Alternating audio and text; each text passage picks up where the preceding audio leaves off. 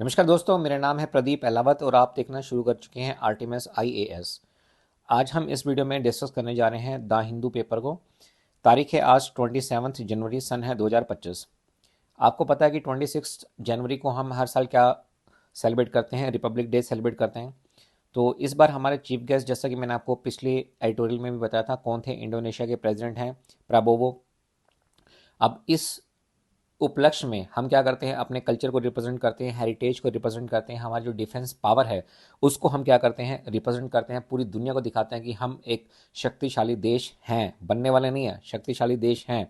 अगर कोई भी हमसे सामना करना चाहता है तो हम उसके साथ लड़ने के लिए सक्षम हैं, तैयार हैं। ये हम रिप्रेजेंट करते हैं। हम अपने कल्चर को रिप्रेजेंट करते हैं, हम अपने डिफेंस को भी रिप्रेजेंट करते हैं। तो उसके रूप में उसको रिप्रेजेंट करने के लिए हम क्या निकालते हैं? झांकियाँ निकालते हैं। तो आइए शुरू करते हैं हम अपना द हिंदू एडिटोरियल। तो पहली जो न्यूज़ है, जैसे कि आप देख पा रहे हैं कि India showcase it's military might and cultural diversity with parade keeping special focus on 75th year of enactment of the constitution and जन भागीदारी का मतलब क्या है? People participation. जैसा कि आपको पता है, जब कभी भी आप प्रियम्बल पढ़ेंगे तो वहाँ पर जो सबसे पहली लाइन आती है वो क्या आती है? We the people of India. क्या आता है? We the people of India, यानी कि हम भारत के नागरिक हैं। We the people of India. अब जन भागीदारी का मतलब क्या है? इसमें सभी का पार्टिसिपेशन रहेगा और स्पेशली हम यहाँ पे किसके पार्टिसिपेशन की बात करेंगे? हम यहाँ पर बात करेंगे वुमेन्स के पार्टिसिपेशन के बारे में। प्रेसिडेंट जो मैम है वो भी क्या है? वुमेन है। और जन भागीदारी में भी हम क्या करेंगे? वुमेन्स के पार्टिसिपेशन की बात करेंगे। कहाँ पे? डिफेंस सेक्टर में। बात समझ पा रहे हैं मेरी? उसके बाद सेकंड, आपको पता है कि हमारे जो चीफ गेस्ट आए थे वो कौन थे? इंडोनेशिया के प्रेसिडेंट थे प्राबोवो। ठीक है। अब उनकी जो मिलिट्री थी उन्होंने भी क्या किया? बैंड, उनकी जो मिलिट्री का बैंड था इंडोनेशिया का, उसने भी क्या दिया? परफॉर्मेंस दिया। जैसे फ्रांस के जो प्रेसिडेंट आए थे तो उन्होंने भी क्या किया था? उनकी जो आर्मी थी, उनका जो बैंड था, उसको भी क्या किया गया था? रिप्रेजेंट किया गया था। इसके अलावा यहाँ पे जो इंपॉर्टेंट होता है वो क्या होता है? थीम। अब देखो थीम क्या है? थीम है स्वर्णिम भारत, विरासत और विकसित। इसको इंग्लिश में बोलते हैं golden India heritage and development. देखिए ये भी काफ़ी इंपॉर्टेंट पॉइंट है।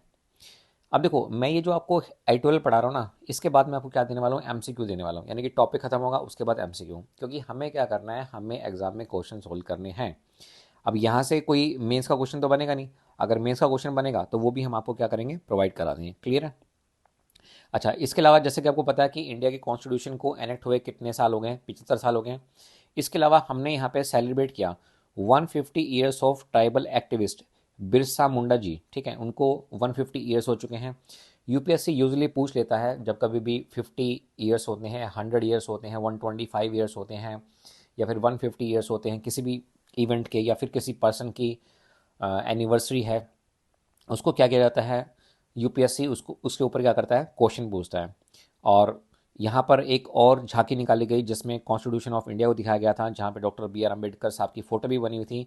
Father of the Indian constitution किसको कहा जाता है? डॉक्टर बी आर अम्बेडकर को कहा जाता है। ये जो टॉपिक हम आपको पढ़ा रहे हैं, ये टॉपिक गवर्नेंस के लिए भी इंपॉर्टेंट हो सकता है, इंटरनेशनल रिलेशनशिप इंटरनेशनल रिलेशन के लिए भी इंपॉर्टेंट हो सकता है, और इंडियन हेरिटेज के लिए भी इंपॉर्टेंट हो सकता है। अब इस पे मैंने यहाँ पे 5 एमसीक्यू बनाए हैं, इनको हम बाद में डिस्कस करेंगे। पहले मैं आपको कुछ इंपॉर्टेंट पॉइंट्स यहाँ पे बता देता हूँ। जैसे अगर आप मुझसे पूछे कि सर आप ये बताओ इस इवेंट की मेन डिटेल बता दो, हमारे पास द हिंदू इतना पढ़ने का टाइम नहीं है, तो भाई कोई दिक्कत नहीं है। हमने इस रिपब्लिक डे पे क्या फोकस किया? इंडिया की जो मिलिट्री स्ट्रेंथ है उस पर फोकस किया, कल्चर डाइवर्सिटी है उस पर फोकस किया, और हिस्टोरिकल हेरिटेज है उस पर फोकस किया। अच्छा, फिर आप पूछेंगे सर क्या आप हमें बता सकते हैं कि इस बार चीफ गेस्ट कौन थे? जी हाँ, इस बार हमारे पास जो चीफ गेस्ट थे वो थे इंडोनेशिया के प्रेसिडेंट प्राबोवो। ठीक है, उन्होंने इसको क्या किया था? अटेंड किया था। फिर आप बोलेंगे कि सर क्या आप थीम के बारे में बता सकते हैं? बिल्कुल बता सकते हैं, ये पूछा भी जाता है। ठीक है। मैं ये तो कहता नहीं कि यूपीएससी पूछेगा, लेकिन फिर भी स्टेट पीसेस में ये सब चीज़ें पूछी जाती रही हैं और आगे भी पूछी जाती रहेंगी। तो थीम क्या था? स्वर्णिम भारत, विरासत और विकास। इंग्लिश में इसको बोलते हैं golden India heritage and development. ठीक है। अब की हाईलाइट अगर आप मुझसे पूछें तो 75 ईयर हो चुके हैं हमारे इंडियन कॉन्स्टिट्यूशन को लागू हुए क्योंकि कंप्लीटली इंडिया का जो कॉन्स्टिट्यूशन है वो कब एप्लीकेबल हो गया था? 26 जनवरी 1950 को ये एप्लीकेबल हो गया था। जितने भी प्रोविजंस थे वो सारे के सारे प्रोविजंस क्या हो गए थे, एप्लीकेबल हो गए थे। क्लियर यहाँ तक? ये क्या है हमारे पास मोर इम्पोर्टेंट पॉइंट्स हैं। जैसा कि मैंने आपको बताया कि एक्टिविस्ट थे, ट्राइबल एक्टिविस्ट थे, उनके कितने समय हो गया है, 150 ईयर्स हो गए हैं। किसको? ट्राइबल एक्टिविस्ट बिरसा मुंडा जी को। तो ये भी एक काफ़ी इंपॉर्टेंट है। फादर ऑफ इंडियन कॉन्स्टिट्यूशन किसको कहा जाता है? डॉक्टर बी आर अम्बेडकर को। तो उनकी एक झांकी निकाली गई थी, और इस इवेंट में, जब ये इवेंट हुआ तो नेशनल फ्लैग जब फहराया गया, तो उस समय पे एक 21 गन की सलामी दी गई। पहले तोहफों की सलामी होती थी, अब 21 गन की सलामी दी गई। और ये जो 21 गन की सलामी दी गई है, ये दी गई है using 105 mm light field gun. और याद रखिएगा दोस्तों, ये एक इंडिजिनस वेपन है। कभी कभी यूपीएससी पूछ लेता है, किसी ऑप्शन में पूछ लेगा कि भाई लाइट फील्ड गन्स को यूज़ किया गया जब नेशनल फ्लैग फहराया गया, तो 21 गनों की सलामी देगी, तो क्या ये इंडिजिनस है या हमने कहीं बाहर से परचेज किया है, रशिया से परचेज किया है? इस तरह के क्वेश्चन आपसे पूछे जा सकते हैं। इसका जो मेन सिग्निफिकेंस है, जैसा कि मैं आपको बता पा रहा हूँ, वो है हमारे पास जन भागीदारी। जन भागीदारी का मतलब क्या है? People participation. कहने का मतलब ये है स्पेशली वुमेन्स का पार्टिसिपेशन होना चाहिए। किस में होना चाहिए? डिफेंस सेक्टर में पार्टिसिपेशन होना चाहिए। तो ये कुछ इंपॉर्टेंट पॉइंट्स हैं। अब इन इंपॉर्टेंट पॉइंट्स को ध्यान में रखते हुए अब क्या करना है, हमें क्वेश्चन सोल्व करने हैं। आपके एग्जाम में क्या पूछे जाएंगे? क्वेश्चन पूछे जाएंगे। देखिए, व्हाट वाज दी थीम। पहला क्वेश्चन है किसके ऊपर? थीम के ऊपर। Theme of republic day 2025 celebration. तो सबको पता है, स्वर्णिम भारत, विरासत और विकास। C C is the right answer. Question number 2 लेते हैं। Who was the chief guest at the Republic day 2025। आप सबको पता है कौन थे? इंडोनेशिया के प्रेसिडेंट प्राबोवो। तो ये आपको याद होना चाहिए, ठीक है, इंडोनेशिया के प्रेसिडेंट। क्वेश्चन नंबर 3 पे आते हैं। What was one of the key highlight of the Republic day. तो आपको पता है यहाँ पे सेलिब्रेशन हुआ है 150 years of tribal activist Birsa Munda ji का। तो इसका जो राइट आंसर है वो हमारे पास क्या है? बी है। How was the 21 gun salute conducted during the Republic day 2025 celebration. तो बताइए कैसे कैसे किया गया? Using 105 mm light field gun, जो कि इंडिजिनस वीपन है, यानी कि इंडिया ने उसको बनाया है। मतलब स्वदेशी। इंडिजिनस का मतलब होता है स्वदेशी, अपना अपना है, ठीक है। लास्ट क्वेश्चन है इस टॉपिक पे, जन भागीदारी। जैसे कि मैंने आपको बताया कि what does Jan Bhagidari signify as emphasized during the Republic Day celebration. तो इसका जो राइट आंसर है, role of womens in defence sector. मैंने आपको बताया ना, 26 जनवरी को हम क्या रिप्रेजेंट करते हैं? अपने कल्चर को रिप्रेजेंट करते हैं, हेरिटेज को रिप्रेजेंट करते हैं, और हमारी जो डिफेंस में जो पावर है उसको हम दर्शाते हैं कि हमसे टक्कर मत लेना, क्योंकि हम जो है विश्व का सबसे शक्तिशाली देश हैं। बनने नहीं जा रहे हैं, टक्कर कोई लेगा तो हम भी उसका जवाब देंगे, ठीक है। तो ये हमारा ये पहला आर्टिकल कंप्लीट हो गया है। अब आते हैं सेकंड आर्टिकल पे। देखो, मनरेगा अगर आप देखोगे ना, पूरे साल कम से कम 10 से 12 बार न्यूज़ में रहता ही है। कांग्रेस गवर्नमेंट ने स्टार्ट किया था। इसकी जो फुल फॉर्म है वो क्या है? Mahatma Gandhi national rural employment guarantee scheme. वैसे ये लो है, कई कभी कभी ऐसे भी लिखा रहता है, Mahatma Gandhi national rural employment guarantee act, MNREGA. कोई इसको मगनरेगा बोलता है, कुछ भी बोलो, उससे हमें कोई मतलब नहीं है, ठीक है। अब इसकी जो खास बात है वो क्या है कि आपको 100 डेज का क्या मिलेगा? गारंटीड काम मिलेगा। क्या मिलेगा? गारंटीड काम मिलेगा। कहाँ पे? रूरल एरिया में। जैसे मान लीजिए आप अपने गांव में जाते हैं, और आपके गांव का जो सरपंच होता है, प्रधान होता है, उसको आप बोलते हैं कि मुझे जो है काम चाहिए। अब वो क्या करेगा? वो आपसे एक फॉर्म फिल कराएगा और बोलेगा कि भाई हम आपको जो है 100 डेज का, मिनिमम 100 डेज की गारंटी हम आपको देते हैं कि आपको काम मिलेगा, उसके बदले में आपको पैसा मिलेगा। अब गांव में काम क्या होता है? जैसे तालाब को खोदना है, ठीक है, उसकी सिंचाई करानी है, या फिर कोई गली पक्की करनी है, कहीं पे पोल लग रहे हैं, यानी कि जो अनस्किल्ड लेबर्स होते हैं। जैसे ये आप देख पा रहे हैं फोटोग्राफ्स में, हमारी जो माताएं बहनें हैं, ये क्या कर रही हैं? जो ईंट हैं, ब्रिक्स हैं, उसको क्या कर रही हैं? साफ कर रही हैं। तो क्या इसको साफ करने के लिए किसी स्किल की जरूरत होती है? नहीं, कोई भी एक सिंपल पर्सन क्या कर सकता है? इस काम को कर सकता है। अब प्रॉब्लम क्या है? प्रॉब्लम ये है कि कोरोना के बाद जो बजट एलोकेशन होता था किसके लिए? मनरेगा के लिए, वो इंक्रीज हो गया। और अभी क्या है? अभी जो मिनिस्ट्री है वो कह रही कि भाई हमें 4,315 करोड़ रुपए और चाहिए। वी नीड 4,315 करोड़ रुपए हमें और चाहिए। क्यों चाहिए? क्योंकि डेफिसिट हो रहा है। अब डेफिसिट क्यों हो रहा है? क्योंकि लोग जो हैं उनके पास शहरों में अभी काम नहीं है या काम नहीं करना चाहते हैं, जो वटेवर में भी जो भी रीजन हो, वो अपने गांव में जाते हैं, काम करते हैं, लेकिन उनको पैसा नहीं मिल रहा है। क्यों? क्योंकि यहाँ पे फंड की शॉर्टेज है। तो कितना, अगर आप देखेंगे फरवरी 2024 में बजट आया था, तो देखो कितना एलोकेट किया गया था। यहाँ पे जो पैसा एलोकेट किया गया था वो था 86,000 करोड़ रुपए, लेकिन अपने को और कितना चाहिए? 4,315 करोड़ रुपए और चाहिए। ठीक है, अब पैसा नहीं मिल रहा है। अब पैसा नहीं मिल रहा है तो क्या आप सुप्रीम कोर्ट जा सकते हैं? देखो ये एक लॉ है, अगर लॉ वायलेट कर रहा है, लॉ ही वायलेशन कर रहा है, तो आप सुप्रीम कोर्ट जा सकते हैं। ये आपका फंडामेंटल राइट है, राइट टू वर्क है। ठीक है, अब आपने काम किया, आपको पैसा नहीं मिल रहा है, तो आप जब किसी भी कोर्ट में जाएंगे, हाई कोर्ट में जाएंगे, सुप्रीम कोर्ट में जाएंगे, तो आप बोलेंगे क्या? आप बोलेंगे कि साहब सेक्शन 3 सब क्लोज 3, याद रखना भाई, सेक्शन 3 सब क्लोज 3 ऑफ मनरेगा एक्ट कहता है कि जो डिसबर्समेंट है, यानी कि भुगतान जो होगा डेली वेजेस का, वो या तो वीकली दे दो या फिर क्या दे दो, नोट लेटर देन 4 नाइट। कहने का मतलब ये है कि भैया ज़्यादा से ज़्यादा आप हमें 15 दिन के अंदर क्या करेंगे? भुगतान करेंगे। पैसा है नहीं, सरकार ने बजट में एक्स्ट्रा पैसा दिया नहीं, तो होगा क्या? हम्म लोगों को काम नहीं मिलेगा। लोगों को काम नहीं मिलेगा तो क्या वो दोबारा से गांव में काम करना चाहेंगे? नहीं करना चाहेंगे। ठीक है, तो ये जो मनरेगा स्कीम है ना, ये हमेशा से क्या रही है? न्यूज़ में रही है। अब इसके जो की पॉइंट हैं वो आप देख सकते हैं। की पॉइंट में क्या है कि जो बजट पेश किया गया था फरवरी 2024-25 के लिए, उसमें क्या हुआ? डेफिसिट एलोकेट कितने के गए थे? 86,000 करोड़ रुपए। और अभी कितने की शॉर्टेज हमें पड़ रही है? 4,315 करोड़ रुपए की हमें शॉर्टेज पड़ रही है। और जो पेमेंट है वो हमें विद इन 15 डेज करनी होती है, यानी कि 15 दिन के अंदर हमें क्या करना है? ये जो पैसा है ये देना होता है। ठीक है, अब इसमें जो 60% जो कॉस्ट होती है, ठीक है, उसको कौन बेयर करता है? सेंटर। और 40% का कौन करता है? स्टेट करता है। मान लीजिए 100 रुपीज़ मिल रहे हैं, ठीक है, किसी को 100 रुपीज़ कोई कॉस्टिंग आ रही है, तो उसमें 60% कौन देगा? सेंटर देगा। 40% कौन देगा? स्टेट देगा। अब इम्पैक्ट क्या हो रहा है डिले पेमेंट का? भाई जो लोकल वेंडर है वो मोटिवेट ही नहीं होंगे। अब मान लो मैं किसी गांव में ब्रिक्स सप्लाई करता हूँ, ईट सप्लाई करता हूँ, मेरे को पेमेंट ही नहीं हो रही है। अरे भाई मेरे भी तो अपने मजदूर हैं ना जो काम कर रहे हैं वहाँ पे, तो उसको भी तो पेमेंट देनी है। तो जब मुझे ही पैसा नहीं मिलेगा तो मुझे मोटिवेशन कहाँ से मिलेगा? तो मैं आपको क्यों ब्रिक्स दूंगा? मैं किसी और को दूंगा ना। ठीक है, तो ये सब चीज़ें आप यहाँ पे लिख सकते हैं। Criticism, observation, past trend. ऐसा नहीं है कि हमेशा से ही इसमें ऐसा रहा है। आप देखेंगे कि कोरोना के बाद इसको रिवाइज भी किया गया था। ऐसा नहीं कि हमेशा से एक फिक्स 86,000 करोड़ रुपए ही मिलता, नहीं।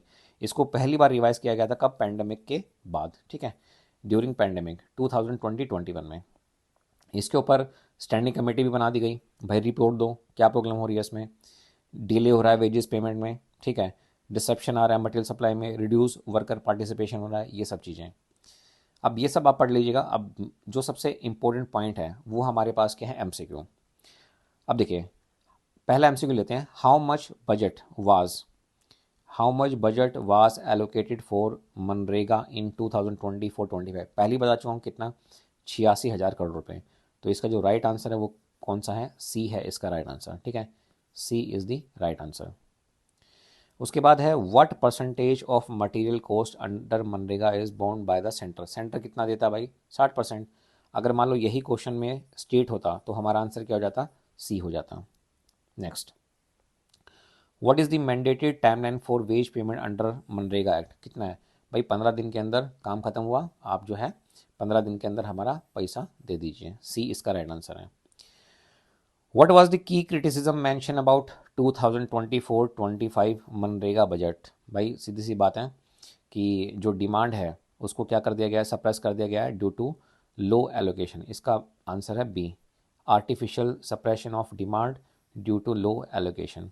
ठीक है, फिफ्थ क्वेश्चन है ड्यूरिंग विच ईयर वर मनरेगा fund revise upward due to increase demand during reverse migration? तो जैसा कि मैंने आपको बताया, ड्यूरिंग पैंडमिक हुआ था, यानी कि जो फाइनेंशियल ईयर था वो कौन सा था? 2020-21, ये फाइनेंशियल ईयर था। क्लियर है? उसके बाद नेक्स्ट आर्टिकल्स में हम जाते हैं। अगर आपने अनिकेत सर की वीडियो देखी हो तो अनिकेत सर इसको पहले ही डिस्कस कर चुके हैं। Geo tagged digitally identity helps Kashmir chinar tree stand tall. अगर आप कभी कश्मीर में गए हो तो कश्मीर में आपको खूबसूरत पेड़ देखने को मिलते हैं जिनको क्या बोला जाता है? चिनार बोला जाता है। ठीक है, अब हो क्या रहा है, हमें क्या करना है, हमें इनकी हेल्थ को ध्यान में रखना है, हमें क्या करना है, इनको कंजर्व करके रखना है। इसके लिए जो FRI है यानी कि फॉरेस्ट रिसर्च इंस्टीट्यूट है, जैसे देहरादून में है, ऐसे कश्मीर में है तो वो क्या हो जाएगा, Jammu and Kashmir forest research institute. उसने एक इनिशिएटिव लिया है, उसने कहा कि हम क्या करेंगे, इन पेड़ों पे एक QR कोड लगाएंगे, ठीक है। उसको बोलेंगे digital tree Aadhaar initiative gives a unique number two each tree, यानी कि हर नंबर को, ये जो चिनार के ट्री हैं, हर नंबर को एक यूनिक, हर ट्री को एक यूनिक नंबर दिया जाएगा। जैसे अगर आप कभी लाल चौक में गए हो, काफ़ी न्यूज़ में रहता लाल चौक, तो वहाँ पे भी क्या है, चिनार ट्री है। तो उसको जो नंबर दिया गया है वो VIP नंबर दिया गया है, CGJK010088। तो ये नंबर किसका है, उन्होंने बता दिया कि भाई जो लाल चौक पे है उसको हमने ये नंबर दे दिया है। उन्होंने कहा कि अराउंड जो 10,000 ट्रीज़ लगाए गए हैं नए, उन पे भी हमने क्या कर दी है, टैगिंग हमने कर दी है, ठीक है। ये सब इसके बारे में लगाया गया है और बताया गया है। अराउंड जो है 28,560 जो चिनार ट्री हैं उनको जियो टैग कर दिया गया है। और इस 28,560 में ये जो 10,000 नए ट्री लगे हैं ये भी क्या है, इसमें इंक्लूडेड हैं, ठीक है। तो आप इन सबको पढ़ेंगे। इनकी जो हाइट है वो होती है height of 30 metres with a girth of 10 to 15 metre at ground level, ये सब चीज़ें। तो इसके ऊपर कुछ मैंने आपको यहाँ पे MCQ बना के दिए हैं, तो उन MCQ को हम क्या करेंगे, उन MCQ को हम यहाँ पे डिस्कस करेंगे, ठीक है। Will discuss this. तो देखिए, पहला क्वेश्चन अगर UPSC पूछेगा, what is the main purpose of the digital tree Aadhaar initiative by Jammu Kashmir forest research institute, तो इसका जो सही जवाब है वो है हमारे पास to monitor the health of chinar tree in Kashmir valley. इसका राइट आंसर है बी, ठीक है। Main purpose of digital tree Aadhaar initiative, digital tree Aadhaar initiative, ठीक है।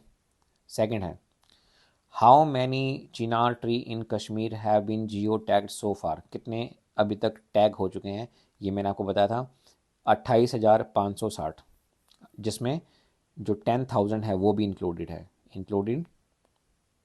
इंक्लूडिंग 10,000 फ्रेश ट्रीज, ठीक है। जो फ्रेश ट्रीज हैं वो भी इसमें क्या है, इंक्लूडेड हैं। नेक्स्ट देखते हैं, which district in Kashmir has highest number of chinar tree, तो इसका सही जवाब है हमारे पास डी, गंदरबाल, ठीक है। क्या आंसर है इसका, डी है। Question number fourth, what technology is being used for geo tagging chinar tree, तो इसका आंसर क्या है, geographic information system with QR based survey, GIS with QR, ठीक है। Question number 5, what is the approximate height and girth of the largest chinar tree recorded in Kashmir, तो इसका सही जवाब है D for Dehradun, height of 30 metre and girth of 10 to 15 metre, ठीक है। उसके बाद देखिए, इस रिपब्लिक डे पे आपने देखा होगा बहुत सारी झांकियाँ निकाली गई, जैसे कि हमने अपने कल्चर हेरिटेज को दिखाया, अंबेडकर साहब की भी एक झांकी थी, हमने अपने डिफेंस सिस्टम को भी दिखाया। और इसमें अगर आप देखेंगे तो इस आर्टिकल में स्पेशली किसकी बात हो रही है, यहाँ पर बात हो रही है दीप परले क्वासी बैलिस्टिक मिसाइल सिस्टम की बात हो रही है। इसको क्या किया गया, शो किया गया।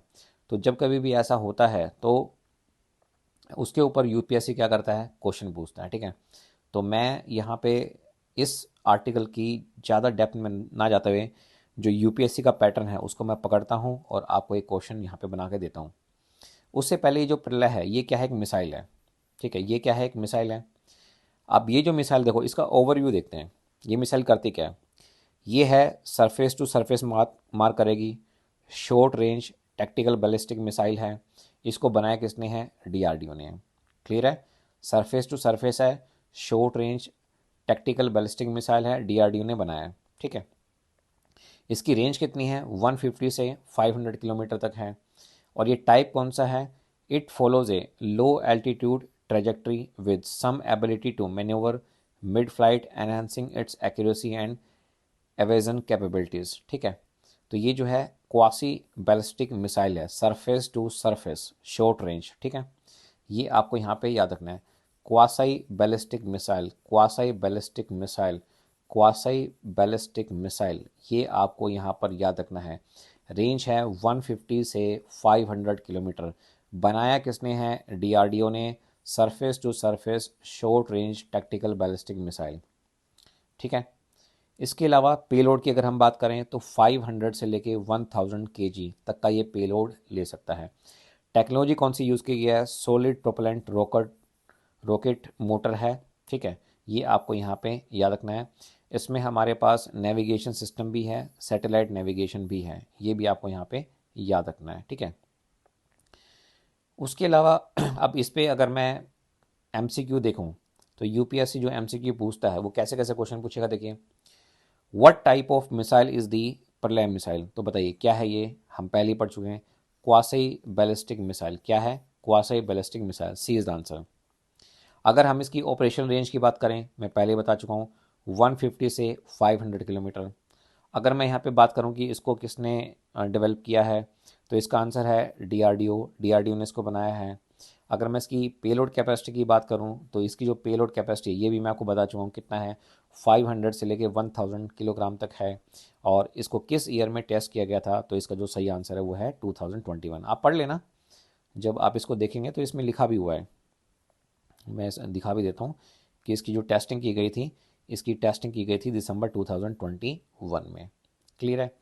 तो ये दोस्तों मैंने आपको यहाँ पे कुछ इंपॉर्टेंट पॉइंट्स बताए। देखिए, पूरा का पूरा न्यूज़पेपर आपको पढ़ने की ज़रूरत नहीं है, कम पढ़िए बेटर पढ़िए। ठीक है, और मिनिमम रिसोर्सेज से आप मैक्सिमम आउटपुट कैसे निकाल सकते हैं। ठीक है, तो आज के लिए इतना ही। उम्मीद करता हूँ कि आपको ये टॉपिक समझ में आएगा। Thank you.